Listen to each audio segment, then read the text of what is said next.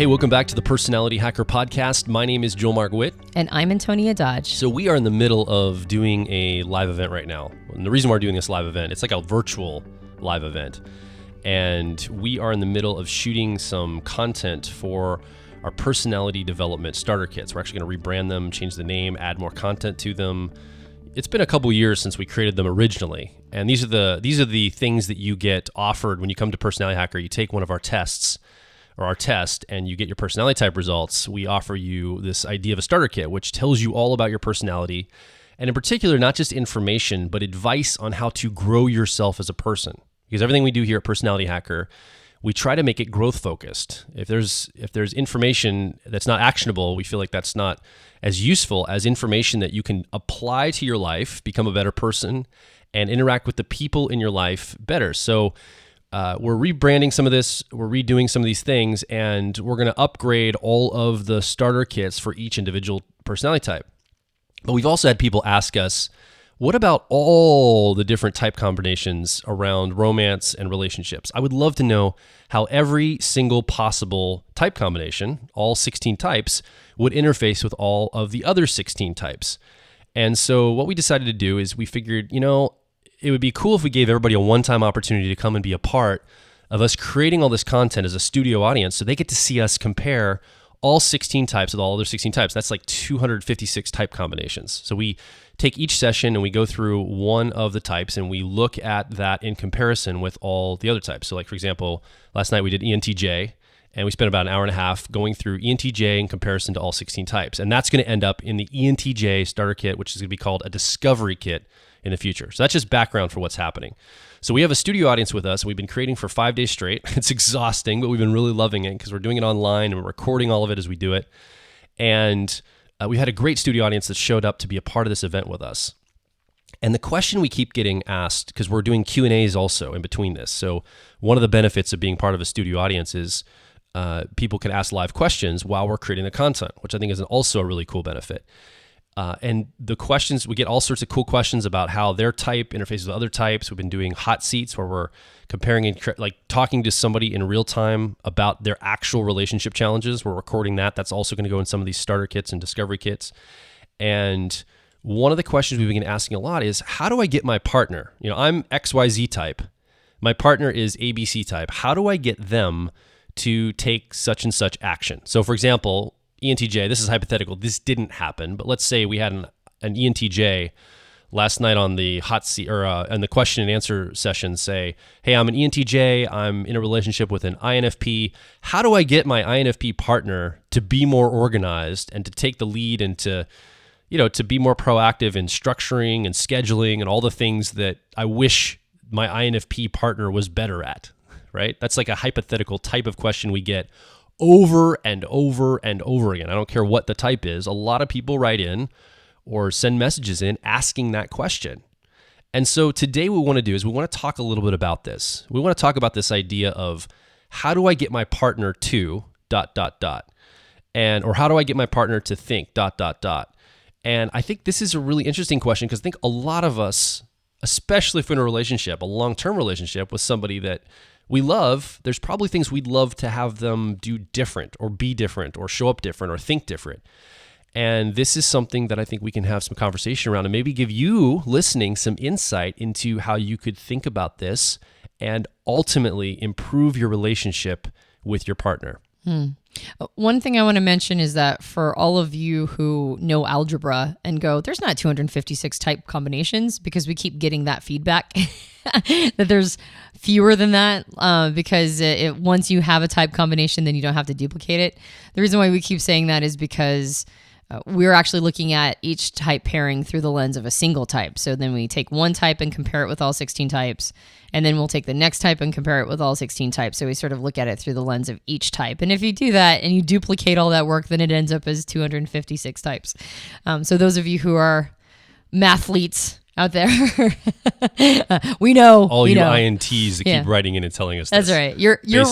You are right in general, and also that's sort of the frame that we're looking at it through. But I was going to say that I'm glad you mentioned, Joel, that it's not just the people who are, or it's not just the questions that we're getting throughout this process, but also from the beginning of personality hacker, that has been one of the number one questions we get. How do I get my partner to ...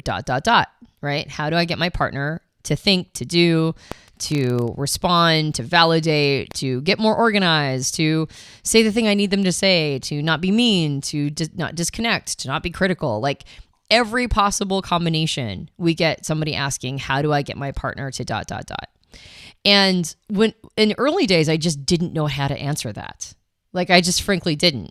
I think that there's a sort of mystical quality that can be associated with understanding personality type models, because I suspect when we first learn about our type, and for those of us who are super into type models like Myers-Briggs or the Enneagram or any other type model system that really sort of busts something open for us, where we've had this question about ourselves for, I don't know, for like maybe since we could remember questioning about, having questions about ourselves.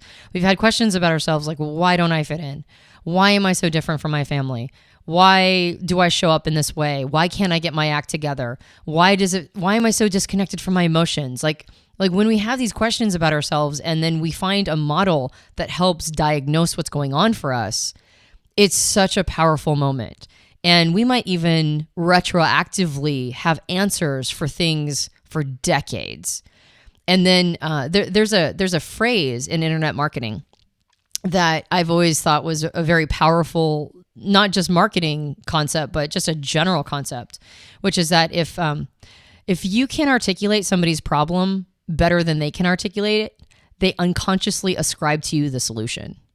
So when a personality type model accurately describes a problem or accurately articulates a challenge that a person's been having, they unconsciously ascribe to it the solution. So the solution must live in the diagnostic.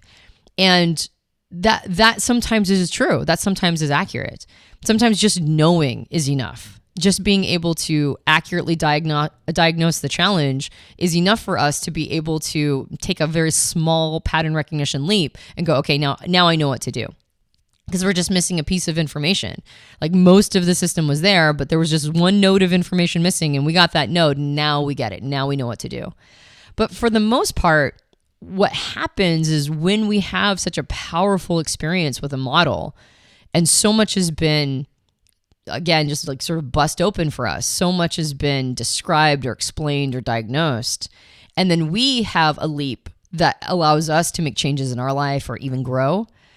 Now we ascribe to the model magic. Like the model is the answer. And every model has a limitation. And one of the limitations that all models have is their power and impact on other people.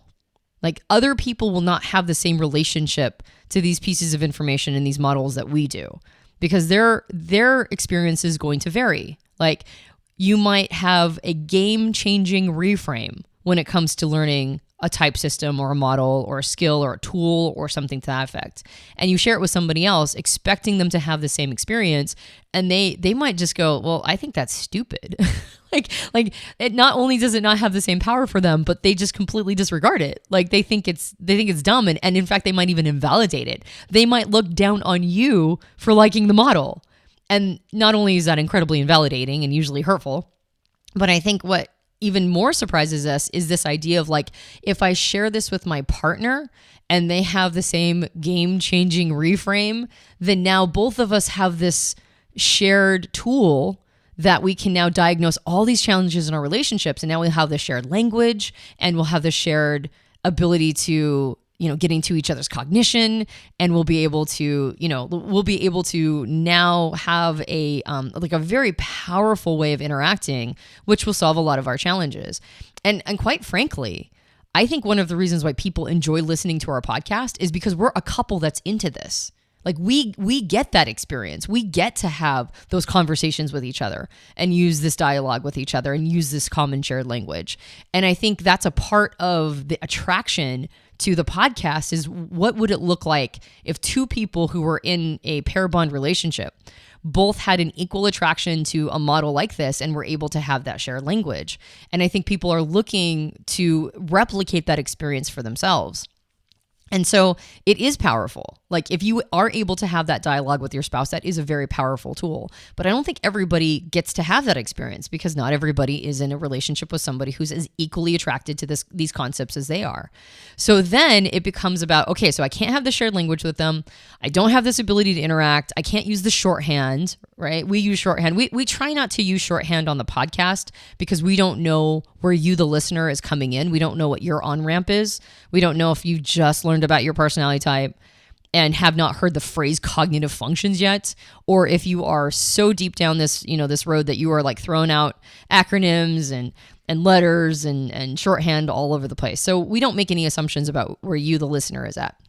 But amongst us, we're throwing it around like crazy, like, oh, that's super triggering to my FE, or like, hey, that's not okay to my TI, or like, oh my gosh, my SI is just so exhausted today. Like we have a shared language with all this shorthand where these little tiny letters mean so much information to us. And so our ability to communicate with each other is very efficient, because the shorthand allows us to communicate a lot of data and information in very small amounts of language, which is nice.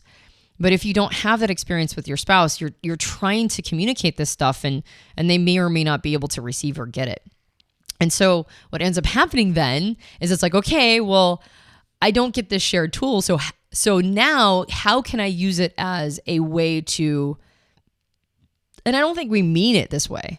I don't think it's intentionally, like we're not thinking consciously in this way. Because quite frankly, so my ex-husband actually now is way into typology than he ever was. But when we were married, he hated typology. He hated it. He found it morally and personally offensive.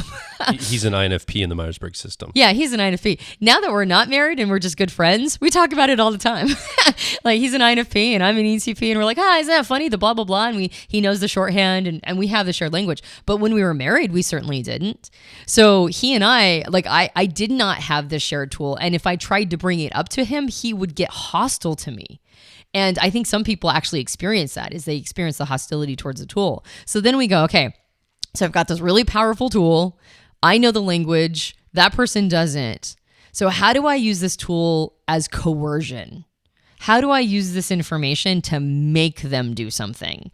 Because I've got something really powerful on my side, and I need to get them to understand this thing, right? Like they just need to understand this. And if they could understand it, then I wouldn't have to coerce them. I wouldn't have to make them do anything. They would just sort of naturally understand it on their own, but they're not. And so they're withholding from me an experience of being able to share a tool that would be powerful for us.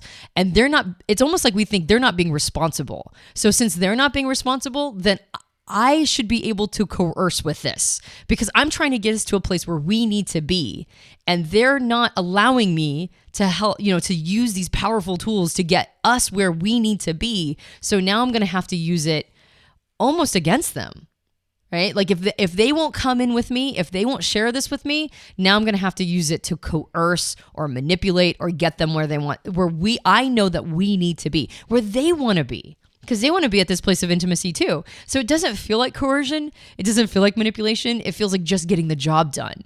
And I think that's sort of the underlying mentality that needs to be addressed, is that while it's not intended to be coercive, that's unfortunately a rationalization we get to because we know that they would like the result too. We're not trying to use it against them. They're trying to use it for them. But they're not on board, so how do we get them to the place that we know we need to be? I also think that this question is the second step in someone's process. So part of why we're at this question is because when we first learn about, let's say, Myers-Briggs system or typology, or a system that helps us, let's just use the Myers-Briggs system as a framework for this conversation. We first learn, let's use that ENTJ, INFP example again. Let's say I'm an ENTJ and I learn that my partner is an INFP, and all of a sudden so much makes sense. I understand why they're not focused on schedule and timelines and why they're so in their feelings when we're having a fight and I'm trying to accomplish something and solve a problem. And now my partner is, they just want to feel through the experience, and they get frustrated when I try to articulate what might be going on and put like frameworks around it and try to solve the problem. They feel like I'm not listening or honoring their experience or something. And so again, in that example, all of a sudden now you have this depth of understanding for the person you're in a relationship with. It's a powerful experience. You now have a language, or a lens, I should say, to look through and see this person in a new light and say, man, instead of getting frustrated about their behavior, I'm learning how to appreciate everything they show up with and how they're wired and how all the good things are coming from that. Like, I benefit from this in a lot of ways, and let's say it's an INFP looking at an ENTJ partner, right? And they look at like, well, no wonder they're trying to help solve my problem. They're not trying to invalidate my emotions. And so there's this understanding that's created, this learning about the person that you're in a relationship with, that's so powerful. And I think that's the first step. I think that's often what happens for couples or for somebody in a relationship. This gives them a language to understand who they're in a relationship with. And so it has been, for some people, we get emails and people write in, it's been life-changing. Some people say, this has changed, it's reframed how I see the person I'm in love with so much. It's changed my life. Thank you guys for talking about this stuff, because it's given me a way to see my partner. And then it's like, man, if it worked that much just to understand them, what if I started to seed these ideas of them growing in the ways I'm starting to grow? This idea that maybe I listen to a personality hacker podcast and they talk about growing your co-pilot. Maybe if I kind of talk to my partner and kind of push them into growing in this way, maybe that would really improve our relationship. Not just understanding them now, but now they're proactively, just like me, getting excited about growing themselves. And also, because I understand them so well, maybe this is something that I could almost do on their behalf. Like, what if I kind of took the lead in it? I took the lead in understanding them. I'm taking the lead in growing me. What if I could kind of be the one that took the lead in helping them do the thing that I think would be so much in their best interest? If only they could do this. So I know what I'll do. I'll write in and ask, how do I get my partner to XYZ, or to feel XYZ, or to think XYZ? Because I understand them so well. This has been so powerful. It's been a reframe. And now I want to see the second step, which is not just reading about them, but helping them write a new life for themselves, help us grow together.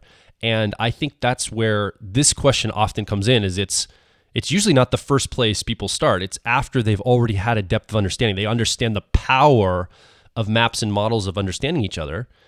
And then this question arises from that. So I think this is, and it's almost baffling, why it's not working for that now, because it works so well on the understanding side. Yeah. And I think probably another piece of this is that if they've had such a perspective shift in their partner's behalf, they understand them better, and so they're more positively intended, and maybe holds more space for their partner because of this understanding, there's probably a deep desire to have that reciprocated. And probably a little bit of a lack of patience. Like, wait a second, you could be doing this too.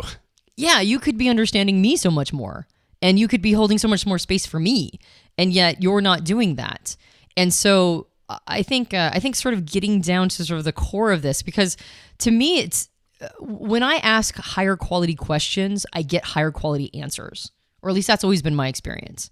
And so I'm looking at this question of, how do I get my partner to ... And I think reframing how we ask the question is, I think, almost deconstructing the question to figure out why the quality of the answers are not going to be as good is usually hidden in the quality of the question. Does that make sense? Like a Google search. Yeah, like a Google search. Exactly. Though the people who have really good Google foo understand how to ask really good questions, right? And so, and if you the listener, are somebody who isn't familiar with the term Google foo, maybe you're live in a different country. It's like a combination. It's a portmanteau, or a pushing together of the word Google and Kung Fu, right? Google Fu. So the people who are really good at Google Fu are the ones who are really good at figuring out how to ask Google for the information they're looking for. And so to me, higher quality questions always produce higher quality answers. And so the question of how do I get them to is even unintentionally, it's a coercive question, right? It's intended to try to get somebody else to do something that they may or may not be on board with. So I think understanding what is underneath that question, I don't think it's intended to be coercive. I mean, it is a coercive, but I don't think that's the intent of the individual. I don't think the intent of the individual is living at a place where they're trying to sort of force their partner into behavior or thoughts that the partner is not on board with at all. Like, I don't think any of us want to force our partners into anything, because we want them to willingly approach the relationship with love and with openness, and we want them to want the relationship and the high quality relationship as much as we do. So I don't think the person themselves is a coercive person, but I think the question is a coercive question. And so then the question becomes, how do you ask a better question, right? Like, what is a better framework to come from? And I think recognizing that you can't make anybody do anything, just full stop. There's no such thing as how do I get somebody to, right? Like, you can't make anybody do anything, except sometimes you can force them into a behavior, but it's an unsustainable situation. As in, like, I guess actually that's an inaccurate phrase. You can make people do stuff, but you can't make anybody do anything sustainably. Like, if you force them into a behavior that they are not willingly going towards, that is not a sustainable situation. It will have very short payoff. So I think a better question is, how do I influence someone to see that the end result is a shared desire? Like, the end result of the behavior that I'm trying to encourage them into is actually more a shared desire for the two of us. So I think it's more about conversations around the results that I think is better than the conversations around the process. Now, I'm super process focused, right? I'm always about how do we make sure that the process is clean, the end result will take care of itself. But I think when it comes to a relationship where two people may have very different processes, I think the first thing you have to get on board with is, do we want the same result? And what is that result, right? Like, for me, my result in a relationship is deep intimacy and connectedness. I know that that is my end result. So how I get there, I'm really open to it. Like, there's like a million different ways that we can have deep intimacy and connectedness. So it's not even about the process that is as important to me in that, because two people can have two different processes and still get to the same end result. So interestingly enough, though, I think when it comes to me, my end result is intimacy is a process, right? But there's a lot of different ways to do the process of intimacy. So to me, I think if I was in the same situation where I was trying to get my partner into sort of a behavior set or a modality, if I was asking the question, how do I get my partner to ... I think I would alter it to, how do I have a conversation with my partner to ensure that we are on board with the same end game, right? Like, how do I ensure that we're having the highest quality conversations that will make sure that we're both on the same page? That's the first thing. So for you and me, let's pretend you weren't into type at all, Joel. Let's pretend that, I don't know, I have a bank job or whatever, and I'm doing something completely different, but I still want deep intimacy with you. And so the conversation would be, my goal for this relationship is that you and I feel so connected and so intimate that I'm able to really search myself and understand new elements of who I am through the lens of our relationship. And I also want to search the deep parts of you and have you have the benefit of searching the deep parts of you, so that both of us can do, what we here call soul spelunking, but I probably would use a different term. But like, I just want to make sure that you and I are like living the most rich life possible. And I think if I had that conversation, I think you would actually probably say something a little different. I think your end game would be something like, I want to live as epic a life as possible. I want to live as big a life of adventure and new experiences and epicness as I possibly can with my partner. So then the conversation would become, are these two things compatible with each other? So then the second part of the conversation would be reconciling the desires for the relationship itself. At that point, when you reconcile the desires for the relationship, you go, I think we can do this together. I think through the epicness and the adventure and sort of living as big a game as you possibly can, I think that doing that will help us reflect on who we are. It'll help us learn more about ourselves. So I'll come on board with the epicness of life that you want to live, and you and I will have adventures together. And then I'm going to need you to be with me as I'm going internal to figure out what that means for who I am and who you are. So I'll meet you where you're at and you meet me where I'm at. And I think we have time for both. I think we have space for both of those things. So we can reconcile our desires for the relationship, right? So like the first part is, what do we actually want out of this relationship? And the second one is, can we reconcile, if they're not exactly the same thing, can we reconcile those two things? And I think then the third question is, how do we get there? And what tools are we going to use to get there? And the thing I bring to it is, I understand you more because I'm using tools that recognize different wiring and cognition. So that's the thing I'm bringing to it. And is that tool okay for you? Like, are you okay with me bringing that tool? And would you like me to show you some of the things that this tool has shown me? Right? Like, so that we can get the thing that I want to have accomplished. And then the other partner would say, these are the tools I'm bringing. The tools I'm bringing are maybe, like, especially with the epicness of life, here's how I want to gain resource so that we have more freedom in all the things that we're able to do. And here are my perspectives on, like, not just on how we're going to gain resource, but on how we're going to manage it. And here are the tools that I've learned about, like, sort of how to live an epic life. So Joel would bring his tools to the table and he would go, are these tools cool for you? Are you okay with sort of the ways that I would like to create this epic life? And so then we would do not just a reconciliation of the things we want in the relationship, but then we'd do a reconciliation of the tools itself and have a conversation around that. And then at that point, then it's a matter of going, okay, so you might not love all of my tools. Some of my tools might even be threatening to you, and I can appreciate that. And then it's a matter of articulating the result of the tool without having to bring the tool into it. If the person you're in a relationship with is not a fan of typology, which happens all the time, actually, lots of people are into type and their spouses or partners or whatever are not into type at all. And sometimes they're a little friendly to it. They like what they hear about themselves. We talked to somebody recently who said, yeah, my partner is not into type, but they like talking about their type, which is, I think that's a foot in the door. I think that's pretty much all you need. And then some people are like super into type and kind of like Joel and I, and like have lots of conversations around it. Like, sort of gauging their openness to it is going to be a relevant piece of information. And then it's a matter of going, okay, so are you cool with talking about this tool, at least as it relates to the two of us? Like, we don't have to have all these concepts and conversations about how type works in all these different ways, but at least we can use it when we're talking about us. And if the person's like, nope, I don't even want to talk about it when we're talking about us, then it's on you to figure out how to articulate the same concepts and bring them to the person, not to coerce them, but then to simply like point out things that might be causing friction.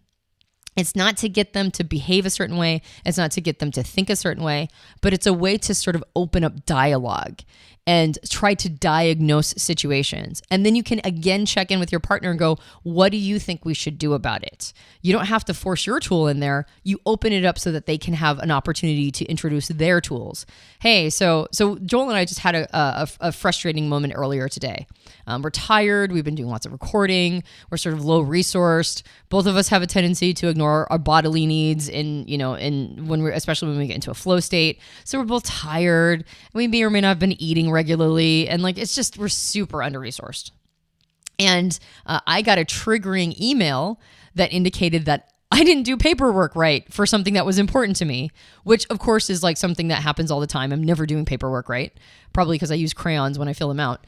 But this email was like, hey, you need to send your paperwork in again. You didn't do it right. And I'm just like, oh my God.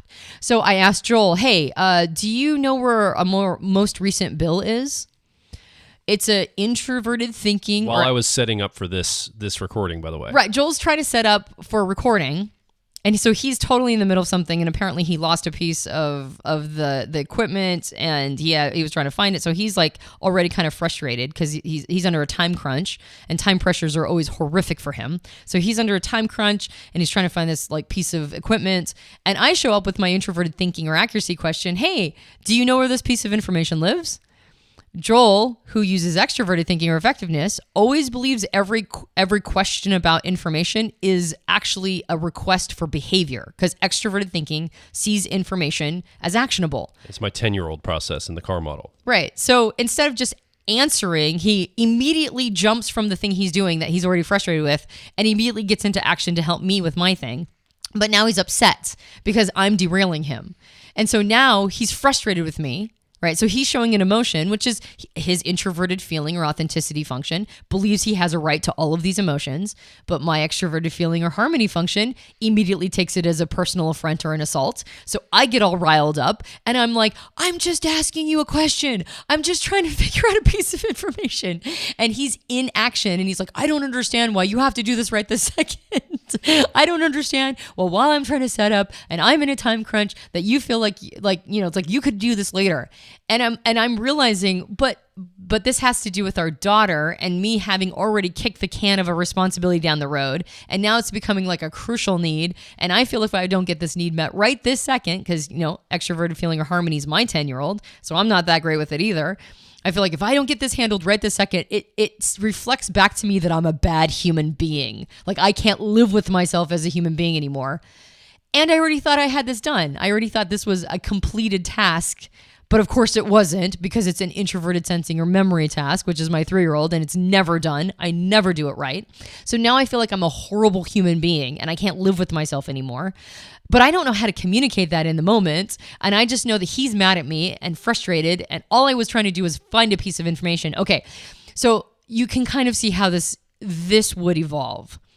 Being able to have the shorthand and the understanding of cognitive functions and the deconstructing conversations turned what was like possibly a day-long argument for us, possibly something that would have actually been a frustration for a while, and become sort of this long-term sublimated icky feeling between the two of us. I was able to get to the moment of, hey, this is my 10-year-old function thinking I'm a bad human being, and this is my 3-year-old function not knowing how to make this happen. And I did not mean to trigger your 10-year-old function into action, and I apologize for that. And I actually know you're well-intended. And also, your emotion got slurped up inside of me because I'm using harmony. And like, do you see what I mean? Like we were able to sort of do this real fast. We were able to deconstruct the argument, even though it was super intense for like 10 minutes, like really horrifically intense for 10 minutes. We were able to just neutralize it super fast, which was awesome. So I was able to evidence the power of the tool through all the shorthand. But had I not had this shorthand, I think I would have been able to communicate this, especially if I had like sort of trained myself to interpret it in a language that Joel understood. I would be able to use the tool on my side to interpret the situation to him, and in a way where he could kind of understand where I was coming from, and it would still been equally as neutralizing, because I would have just gotten better at interpreting the language that I'm using inside my mind. Does that make sense? Yeah, totally. So I think what it is it's not a matter of getting another person to do something. It's a matter of getting good enough of getting on the same page of your end goals, reconciling your tools, interpreting your tools in a language that the other person can understand, and then being a model for how it all works, even if they still don't like typology, but being a model for how all of it works in a way where you guys are still on board with the same thing. You guys are still on board with ultimately accomplishing the same end game. I think, by the way, that was a brilliant little model you came up with the what do we want, and then the reconciliation of our views on that, and then the tools we use. And I think we as humans lack vision in a lot of things. I think we as people lack vision for ourselves. I think we lack vision for our relationships. I think we lack vision for our children. One of the things I often will ask parents is, how will you know when your child's 18 or 20 or 25 that you were a successful parent? Like, how do you know that you raised your child successfully? Sometimes people say, well, they got into a good college, or they get a good job, or that's usually the answer that someone will say. Like, they didn't get arrested. They didn't get in trouble mostly as a teenager, and they got a good job and they got into college, et cetera, et cetera. Like some markers of outward focus. But one of the things I've always thought in terms of is like, no one really asked that about maybe parenting. They a little bit ask that, but most people don't. But with relationships, does anybody stop and ask themselves, at the end of my life with this person, or at the end of the relationship, let's say it completes at some point in the future, how will I have known it was a successful relationship? Like, how do I know that we had a good relationship at the end of all of this? And I think that the thing I always think of is I vision for the relationship I want to have. I think a lot about the vision of a good relationship with you, Antonia, and with my kids and the outcome I want to see. And then I think about it for my own life. And I think we get visions installed into us by society. And then we're so busy. Most people are hustling in the workplace, and they're hustling in their lives, and they're trying to make things happen so much they get caught up in the details. And then we look for tools quickly because we're so caught up in what's happening. We haven't really thought about why we're doing this in the first place. Like, what in the world is this all about at the very base level? So I think that a lot of people will start at the third point that you said. You said, talk about what do you want, which I consider vision, like the vision of your relationship. And then obviously my vision and your vision might be a little different. It probably is the same because we're in relationship together, but you said that reconciliation process, like you have this vision for intimacy. I do too, but I look at it a little differently, like more about the epicness of life. And the more epic a life I live, the more intimate I can be with you. And then I start talking about the tools. Okay, now what tools we're going to do that? Like, for example, us to live an epic life, we work from home. We have a home business. We do Personality Hacker, and it's growing. It's more than just a home business now. It started out that way. It's getting to be much of a bigger thing than we originally started as. And I think in terms of that is a tool that enables me to live an epic life with the person I'm in love with. I get to create with you, which is awesome. And that leads me down the road of what I would consider intimacy, which is the vision for what I have, a deeply connected relationship where I get to share my heart with you. And so I think this idea of vision, what is the vision? When we get a question in about how do I get my partner to do XYZ or think XYZ, one of the questions I ask myself is, to what end? Why do you want them to do that? What's the point in asking that? And you might, when you ask that question, if you're listening and you've asked that question, like, how do I get my partner to do this? Have you also asked yourself, to what end? Like, why do I care about my partner doing this? What is the vision for the end game? And I think often it's just a matter of solving an immediate problem. I think that's probably why we don't think about vision. It's like, because I got to get the kids up and get them to school, and I need this person to do this thing because it's driving me crazy every morning, and I'm late for work now because they don't do this thing, whatever that thing is, and the kids are frustrated and they're late for school, and now like my life is stressful. So I just need my partner to do this thing or think this thing so I can just do life and not have to be stressed out. Like, it's probably a lot of just basic things like that. Like, we're just moving through life. A lot of us are overwhelmed. We're overtaxed. Life is probably more complicated now than it's ever been before in the history of the world, with most people here in the West that live a Western lifestyle. And we just want tools. And we've gotten this lie from the media, from, self-help books, from marketing people, people online. Hey, just do this thing and all your problems will be solved. You got a rebellious kid, here's how you turn them around with my 3 easy steps of turning your rebellion. And they're, oh, okay, we got this. You have relationship problems. Here's these 3 easy steps will save your marriage and you'll be fine. And we kind of have this impression, this McDonald's-ized view of personal growth, of relationship help, that we just need the tool. If we could just find the right bottle off the shelf or the right tool to buy off the shelf, everything's going to be fine.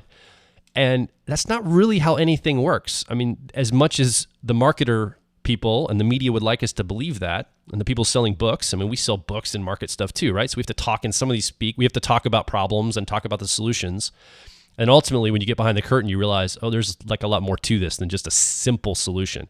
But I think we're wired in the West here to look for tools first before we even realize we haven't defined the problem very well. We haven't defined the vision. And even the problem is a lower level, I think. That's that reconciliation. It's almost like vision, problem, tool. The problem is in service to a bigger vision. So I think the lack of vision is the heart of this. If we have vision for what we want in our relationship, our intimate relationship, I think that right there solves a lot of the issues because we have clarity of what we want. And one of the things I think people might fear when they think about vision is you start getting really, really authentic, deep, real answers when you ask that question. What do I really want in a relationship? And you might be with somebody that you married young or you got together with at some point when you've evolved and changed. And if you start asking that question, you might have to answer to yourself, maybe this person isn't the right person for this vision I have for my relationship. And maybe it is. Maybe it is just a matter of finding the right tool and the reconciliation of the challenge you're having in service of that vision. And so maybe asking the vision question with yourself and your partner will be very informative for you because it's going to help you see where you're headed. And sometimes the answers to that question of what do I want out of this are terrifying. And so we don't want to go there because that's a deeper question. And we back it up and we just think if we stay at the tool level, maybe I can just fix it good enough. If I can just get my partner to do this thing, then that'll be enough for me to move through life and I don't have to ask the deeper questions. But really, I think to your point, Antonia, what you put in as a question is the kind of answer you get out. And it's not just how you ask the question, it's the fundamental question you're asking in the first place. So I think vision is powerful. And I think that we in the world lack vision and we can use a lot more of it. What do I want out of ... out of parenting, relationship, my life, my job, my career, my project I'm working on, whatever it is? That's the question I think we need to be asking ourselves fundamentally first before we get to the question of how do I get my spouse or my partner to do this thing? So the two things that came up for me as you were talking is first, that concept of the 3 easy steps, that's the lie. We perpetuate that lie. Like the reason why marketers have to lie about it being 3 easy steps is because we won't listen to the marketer unless they say that to us. So the marketer is actually framing it as being easier than it is because we won't listen unless they tell us it's easy. Yeah, like here, why don't you give me your subscription money and I'll show you how you have to change your entire lifestyle, diet, and get really hard exercise going to lose weight and get in shape. Yeah. It's going to be a lot of effort. It's going to be really hard the first 3 to 6 months. If you can stick with it, you're going to finally change your entire diet, lifestyle, and you're going to feel great, and you're going to lose weight, and you're going to be healthy. Yeah, it's like, who wants to hear that message? And I'm probably going to tell you a bunch of stuff that is hard for you to even psychologically receive. So you're probably going to actually waste your money because the real thing you have to do is something you don't want to do, because if you wanted to do it, you would have already done it by now. And it's going to be really tough, and you're going to have to make a lot of personal inner reconciliation, and please hand over your $67. Yeah. And so it's like, oh, it's easy. This guy over here says there's 3 easy steps. I can eat anything I want and I still lose weight. I'm going to buy that guy's thing. Yeah, I'm going to spend my money over there. And then you get in there and he's like, okay, so you can eat anything you want as long as it's on this list. And then here's a bunch of stuff. And you're like, oh, I didn't realize it was this hard. Yeah, we do that all the time. So I think it's actually, as much as we like to kick the can over to, the responsibility over to the marketers, the reality is that they're talking our language because we won't listen to them unless they do. They sell us what we want and give us what we need. Yeah, exactly. And I think that goes back to that quality of question of how do I get my partner to ... Like, we want it to be 3 easy steps, but it's not. It's never 3 easy steps. The second thing, and that's just sort of like a tangential observation about what you were talking about, but I think we should take responsibility in those moments that we actually create that. The second thing is this idea that of the 3 steps, of the 3 easy steps of what do I want, casting a vision, then reconciling what you want with what your partner wants, and then implementing tools to use. This makes me think of that model. I think we've referenced it in previous podcasts, but I don't think we've done a full podcast on it. Although we should do a full podcast on it, which is that model that you came up with, Joel, called Integrator, Calibrator, Visionary. And this is sort of an amalgamation of a couple different models, which is, it comes from, the first one comes from the book, and these are all business models actually that we grab models from different places and apply them to other areas of our life that might be inappropriate. But these are all business models that we actually apply to personal relationships. But I think the first book is called Traction. Yeah. I don't remember who wrote it. Well, that's where the literal word visionary and integrator come from. He uses that like dualistic model. Every business needs to have an integrator, getting things done, and a visionary who can cast the vision and see where you want to go. And we thought that model was really interesting, but it felt like there was something missing. And so we added the word calibrator to it, which is a visionary is somebody who sets the vision, an integrator is somebody who gets it done, but the calibrator is somebody who makes sure that you're on the right path. And then you reminded me in the book, The E-Myth, which also I don't remember who wrote E-Myth. I think is it Michael Gerber? I think that's it. I always think of Gerber baby when I hear Gerber, so I was like, is he right? Is Gerber the right word? I think it's Michael Gerber. So in the E-Myth, he talks about the three roles being entrepreneur, manager, and technician. So in sort of loose terms, the entrepreneur would be the visionary, the technician would be the calibrator, and the manager would be the integrator, I think. So this is sort of a model that, I say you came up with, but it looks like it's validated through other people also observing these models in the business realm. But I think if you apply that concept, and again, I think we mentioned this in previous podcasts, but if you apply that concept to the relationship, then effectively what you're mentioning is the quote unquote 3 easy steps is first, what do I want is the vision, right? And what do you want? These are the visions. And then to ensure that the vision is right, reconciling that would be calibrating. Taking the two visions and then reconciling them together and making sure they're on the right track, that would be the calibration process. And then the tools to implement to make it happen would be integration, right? And actually like implementing it in life. And I don't think anything succeeds without those 3 elements. You have to cast a vision, you have to calibrate to make sure that that is the right thing, and then you have to implement. So I think anytime in any endeavor, whether it's a business or a relationship, and we're talking about relationships right now, if you're missing any of those elements, I think it's going to go off the rails. And I think you're right. People jump to integration. It's all about getting it done. Actually, some people, I think people who are into type in particular, actually jump to calibration. We want more information and more information. Make more distinctions, more understanding. The more I know distinctions, the better it'll be. Exactly. And so those of us into type have a tendency to be like calibration oriented. But I think that vision piece, that casting that vision is so crucial. And we miss it because I think in the Western world, at least, we're not, the visions we're encouraged to make are unrealistic. I think of the most recent commercial with, I think it was a Nike commercial where it was like, don't just be the best, be world class. Be world class. It's like, don't just push yourself, actually change the course of humanity.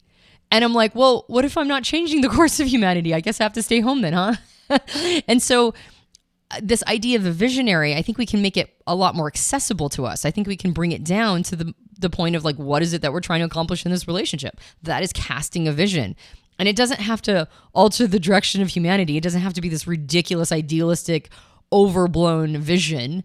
It can just be, where are we trying to go? Where are we headed? And I think, sort of incorporating this idea of vision casting into a relationship, I think that that's probably that's the highest quality question you can ask first. Then the highest quality question you can ask second is, how do we reconcile or calibrate that vision? And then the highest quality question third is, how do we get there? And if you have those conversations with your partner and they don't really want to cast a vision with you, they don't really want to reconcile the vision, and they really don't have any interest in integrating or making any of this happen, then I think that that's a tough conversation. That in and of itself is a conversation. Why is it that you don't want to cast a vision for what it is that we both want to accomplish? And I think, though, most people, if they know that the relationship is riding on it, if they know that this is what is required in order to have what they want out of life, sometimes it's difficult to massage people into those kinds of conversations if it's not natural for them. But I think most of the time, if they know this is a need that my spouse or my partner has, and actually it's a need that I have too. So not every, and this can go down to type. Not every type wants to have relationship conversations. Not every type can really kind of understand that. But if you bring it up into sort of like, I think we need to make sure we're on the same page here. That's the kind of language you can use. I think we need to make sure that we're on the same page here. Then most of the time people will be willing to have those crucial conversations, in particular if they're not getting what they need out of the relationship, which is usually manifest by the relationship not gelling. And that's usually when you need to have those conversations anyway. So I think that there's a something that comes up in the middle of arguments or fights, which is this question, why are we even together? Or what's the point of us being together? I don't know if you've ever been, you listening, I don't know if you've ever been in a fight with your partner or in a relationship where one of you stopped and asked that question. Like at frustration, when you're just, you're all upset and you're in the mode of like frustration or anger and you're like, why are we even together? So one of you throws up your hands, right? And kind of like calls that out. I think that's a vision question. That's saying, what is the vision for this? Why are we even doing this in the first place? And that's why I think vision can be very helpful in articulating the point of why you're together. And one of the things that you and I, during this production of all of this relationship content that keeps coming up, is we talk a little bit about our disagreements and how in the middle of it, you frame it as me being able to stop and like reframe, like when we're in the heat of argument. And I think you actually have the ability to do this too. You've been talking about it as if I'm the only one in the relationship that knows how to do that, to stop the argument, to stop the fight that's happening and go, wait a second, and to try to own what's going on for me. The reason I believe, first of all, one of the reasons why I'll just speak from my standpoint. I can't speak for you because I do think you have this ability too, and I've seen you do it. But from my standpoint, one of the things that's helped me is I just know my motivations. And I know my motivations around our relationship because I also have a vision for what I want to see in our relationship. I know why we're together. I know what we're trying to create. I have a vision. And this all comes from like me realizing this in our business. I'm a terrible manager with our team, like with the people that work with us. I'm a horrible, horrible, horrible manager. I do not know how to manage people well, but I do believe I know how to lead. I'm a pretty good leader. But when I don't have a clear vision of what I'm leading toward, things break down because I don't manage the day-to-day integration things very well. I don't do okay, this is the deadline Friday of this date and we got to get this thing done before this thing. That's a very like extroverted thinking style of movement. And for me, it's more about what's the vision? What are we after? Let's get momentum. Let's get motion going. And it's leadership over management. And I don't think I'm a good manager, but I think I'm a good leader. And the reason I think I've been able to be good at leadership is because I have a clarity of where something is headed. And when I don't have clarity of where something's headed, I actually don't show up in a very leadership focused way. So I think this vision thing also helps a lot, especially if you're somebody that's not a manager of things. You don't know how to manage executing on something. You might be a personality type listening right now that you just don't deal with timelines and structure and all that stuff. And the vision can also help in that. And it can help in the relationship. It's like I might be getting this wrong. I've heard this term, so if it's wrong, somebody in the military will correct me, but there's this idea of battle intent where you understand the intent of a battle you're engaged in. And even if the general or the leadership in that battle gets killed or is unavailable, the soldiers on the ground, like the lower downs, know what the intent of the entire battle was in the first place, so they can make decisions without always checking into their superiors. I think that's the right term, and I think this is a concept that happens. At least it should happen in my mind if it doesn't happen in the military. It's a good metaphor even if it's not real in the military. I'm sure a military person will correct me if I'm wrong. But it's this idea that you know what the intent was going in. And I think that's what's great about vision too, is it doesn't just help you understand what is going on with you and your partner in more of a big picture way, but it also, if you're zoomed in the middle of a fight, it gives you an access point to go somewhere and say, this is the vision I have for our relationship. I'm not going to let this stupid little, petty fight interrupt this bigger picture I have. Like that's the point of even being in relationship with you. So I think that's really key to have that in mind. That vision helps not just in the abstract or like what's happening on the big picture, but it's in those little moments when I'm so blinded by the fight we're in the middle of that I can't even see straight. And I think that can be really powerful too. That vision helps on that, like on a very tangible front. It's not just, I think when we talk about vision, it's like this big pie in the sky. What's the vision for your relationship? And it doesn't feel very practical sometimes, but I think it could be very practical. I think it helps with even conflict in the relationship itself. And that's why I think that starting from what you want, painting a picture of the relationship you want, and you might have to do that on your own first, and then have a conversation with your partner. And you might find out when you talk to them that they had a completely different vision for what they wanted. Most people don't have a vision, is my experience. Most people don't have a vision for most things in their life. Some people do, but most people are kind of aimlessly going through life expecting someone else to plan their life for them or give them the vision for their life or tell them what they should want. And we look at all these marketing messages and media messages and we take all of the information from the things around us and we go, okay, I guess that's what I want because that's what I've been told to want. But what is it that you truly want? And most people don't know that. So if you can get in touch with that first, talk to your partner about it, do that reconciliation, that calibration process, and then find out the steps or the tools you're going to take to actually execute on that. And I think that's kind of the framework of the process you could work through.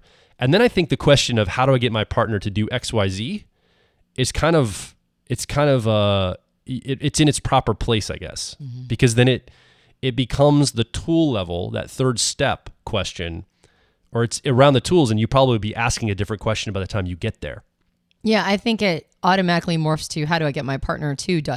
is how do I get myself to ... Like how do I ensure that I'm fulfilling the role that I need to take on in order to make this vision happen? Yeah, I agree. So we've been doing a lot of talking. What do you think? We'd love to hear from you. We'd love to hear your story.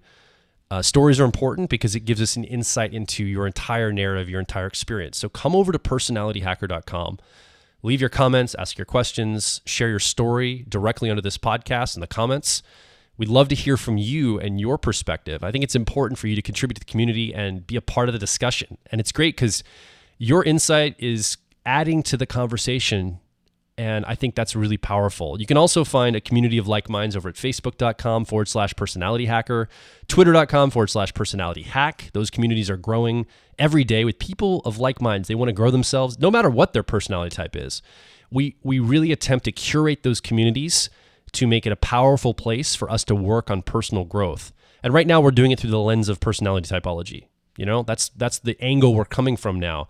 But the vision for what we're doing isn't just to get distinctions around our personalities. It's to understand how can we become better humans, interface with the people in our lives better, and ultimately build a better world together by starting with the ground up, starting with ourselves, and then contributing to the communities, contributing to the world at large, and then literally changing the world by starting small. And that's kind of the vision that we have here at Personality Hacker. If you enjoyed this podcast, you can subscribe to us on iTunes and various Android platforms. If you're feeling particularly generous, you can leave us a rating and review on iTunes. That helps us out a lot. And if you are interested, our book Personality Hacker is available now on Amazon, Books A Million, Barnes & Noble, online, and you can request it from small independent bookstores, which we think is pretty cool to support your local bookstore. And if you have read Personality Hacker book and you enjoy it, you can leave us a rating and review on Amazon. That will also help us out a lot. My name is Joel Mark Witt. And I'm Antonia Dodge. And we'll talk with you on the next Personality Hacker podcast.